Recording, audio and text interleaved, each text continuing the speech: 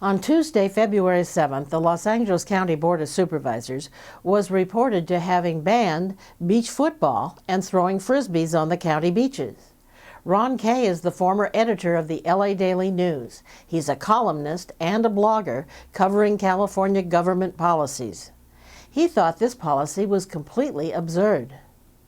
They didn't make any determination of what was broken and how to fix it. The bureaucrats whipped this up and so we'll do it.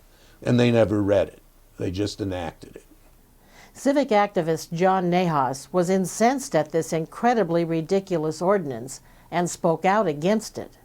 So I took off work, I went down, I expressed myself and said, hey, listen, I really think this is a silly code, and basically was ignored. And it was motioned and seconded and so ordered, passed on. It's a very funny story because imagine what a great headline it is anywhere in the world, is Los Angeles bans Frisbees on the beach, when what makes us special is the beaches. That's what makes LA a world famous place, Southern California, is we have these glorious beaches and glorious weather. And then the Frisbee playing, ball throwing that goes on all over the world on beaches is banned. And the source of the story is an erroneous news report based on an unintelligible ordinance. According to Mr. Nahas, this embarrassing situation could have been avoided if the supervisors had merely taken the time to listen to their constituents. He is requesting reconsideration. We're not feeling that this has been properly vetted in the public, and we want to call for the supervisors to look at this one more time, to allow us the ability to go in and look at these code changes. Being full disclosure and the news behind the news, we sought to get the story from the county officials who actually wrote the changes in the ordinance. Carol Baker is the Division Chief of the Community and Marketing Services of LA County Department of Beaches and Harbors. She explained the genesis of the whole hullabaloo. Well, what happened was we were doing a revision to a 40-year-old ordinance, and part of it had to do with this ball and Frisbee throwing. There was a report that went out that was inaccurate, that actually said that we were banning Frisbees and football and that the fine would be up to $1,000, which was absolutely incorrect. Unfortunately, the report was on a website, and so it went viral, and it also was part of a very fast-moving news cycle, so it went international very quickly. As a longtime editor, Ron Kay isn't blaming the media. He suggests that the source is to blame.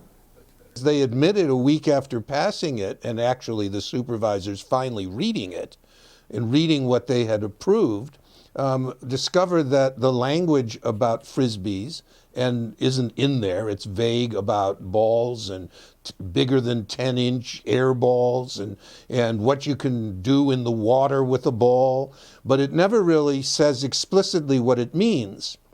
And it's easy to read it and misunderstand the fact that for 40 years the county had banned any form of throwing anything on the beach. Now, it was a law that meant nothing because it was never enforced. Ms. Baker is adamant that the media misinterpreted the ordinance. That's her story, and she's sticking to it. They certainly didn't double check with us first. I can only speculate that, this with the aggregation of news and the reliance of aggregated news on the internet, the lack of fact checking, the fact that news organizations tend to have fewer reporters and fewer editors than they have in the past, which means that there's less resources to actually roll up their sleeves and do the original reporting. The news cycles are shorter. It could just be a confluence of circumstances that led to the perfect sandstorm here. This whole idea of how the media blew this out of proportion was not being blown out of proportion. In fact, what the media was reporting was accurate, and that they were trying to continue on the prohibition of football and the use of Frisbees and other equipment. And the citizens of LA knew nothing about it. It would be easy for a reporter reading the ordinance to think that they were banning, because it says it's only allowed between Labor Day and Memorial Day. But once the summer's there and the lifeguards are in place, you can't play with these balls, that you have to get a permit from some office somewhere to go to the beach and play. I mean, it's hysterical. And that there's penalties that read to me like it'd be up to $1,000 for being caught throwing a Frisbee. There is a $1,000 fine for misdemeanors in the ordinance. So a misdemeanor that fine would be applicable for would be, for example, discharging a weapon on the beach. That is up to a $1,000 fine. But for an infraction, and most of the ordinances dealing with infractions, the fine is no more than not to exceed $100 for the first violation. They passed a confusing ordinance that wasn't discussed in any detail in public, that is unusual practice. Everything is hidden. It's very difficult to find stuff on their website. This should have obviously gone through some kind of public vetting process, which it did not. And then secondly, the fact that, we just didn't feel that the supervisors were listening to the public. There's a complete disconnect by what our leaders are doing for what's good for the public. Ms. Baker thinks the revised ordinance is good for the public. Now, what this ordinance does is it says during the peak season, we still need to be able to regulate this. So we're going to create opportunities for activities like this to occur during the summer when it can be a little bit crowded. The problem is much more significant than a silly ban on beach football. This issue underscores the disturbing distance between the people and the government. My concern in following the supervisors since this incident is that there's a lot of underhanded deals, and we just don't know that these laws are in the best interest of the public, or if they're the interests of private interests, or if it's a revenue generating source for a particular government. John Nahas doesn't think an ordinance, either the new one or the old one, is necessary.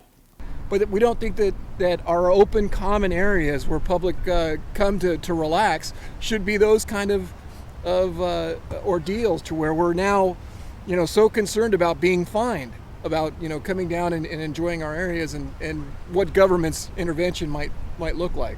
The supervisors obviously went ballistic. They were now the laughingstock of the world for doing something that was so believable. And I think that's part of the joke of this thing, is that it was like an April Fool's joke, except it was February 7th.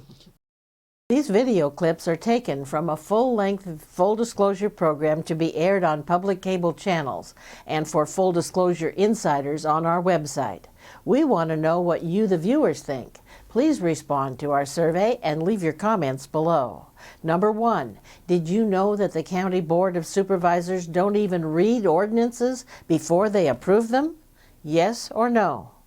Number 2, do you think that by listening to the public discussion, the supervisors could have avoided this humiliation? Yes or no? And number 3, are you surprised to learn that the county bureaucrats are the ones who draft the new laws? Yes or no? Please be sure to leave your comments below. I'm Leslie Dutton. Thank you.